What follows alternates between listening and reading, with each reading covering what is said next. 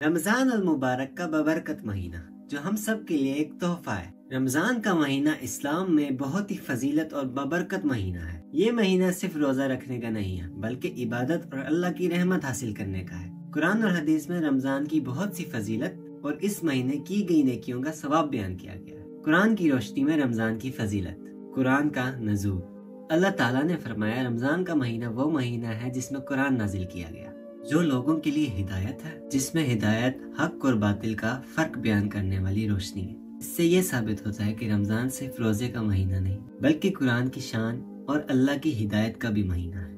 اللہ تعالیٰ نے فرمایا اے ایمان والو، تم پر روزہ فرض کیا گیا جیسے کہ پہلے لوگوں پر کیا گیا تھا تاکہ تم تقوی حاصل کر سکو۔ اس آیت سے یہ ثابت ہوتا ہے کہ روزہ صرف بھوک اور پیاس برداشت کرنے کا نام نہیں ہے بلکہ اس کا اصل مقصد تقوی حاصل کرنا ہے۔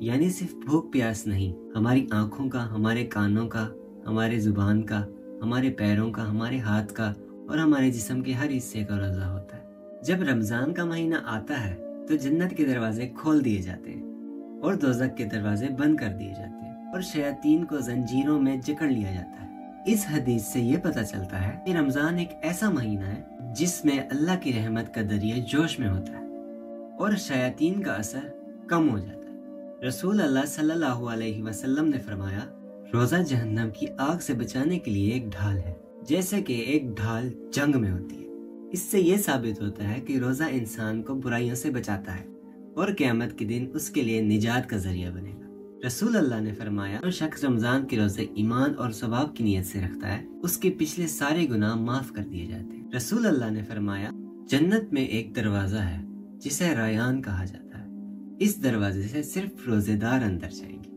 اللہ تعالیٰ نے فرمایا انسان کا ہر عمل اس کے لیے ہے اور روزہ صرف میرے لیے ہے اور میں اس کا بدلہ دوں۔ میں نے کچھ لوگوں کو دیکھا ہے کہ وہ سحری نہیں کرتے، کہتے ہیں کہ ہم ایسے ہی روزہ رکھتے ہیں اور ایسے ہی روزہ رکھیں گے، تو ان کے لیے صحیح مسلم کی حدیث ہے۔ نبی صلی اللہ علیہ وسلم نے فرمایا سحری کرو کیونکہ سحری میں برکت ہے۔ نبی کریم صلی اللہ علیہ وسلم نے فرمایا جو شخص کسی روزے دار کو افطار کراتا ہے اس کو بھی اتنا ہی ثواب ملتا ہے جتنا کہ روزے دار کو، بنا اس کے روزے دار کے اجر میں کوئی کمی آئے۔ رسول اللہ صلی اللہ علیہ وسلم نے فرمایا جو شخص رمضان کی راتوں میں تراویح کی نماز ایمان اور ثواب کی نیت سے پڑھے تو اس کے سارے گناہ معاف ہو جاتے ہیں۔ نبی صلی اللہ علیہ وسلم نے فرمایا کہ رمضان میں کی گئی ایک نفلی عبادت کا ثواب فرض کے برابر ہوتا ہے، ایک فرض عبادت کا ثواب 70 فرض کے برابر ہوتا ہے۔ رسول اللہ نے فرمایا جو شخص ایمان کے ساتھ اور ثواب کی نیت سے شب قدر میں عبادت کرے اس کے پچھلے سارے گناہ معاف کر دیے جاتے ہیں۔ شب قدر ایک ایسی رات ہے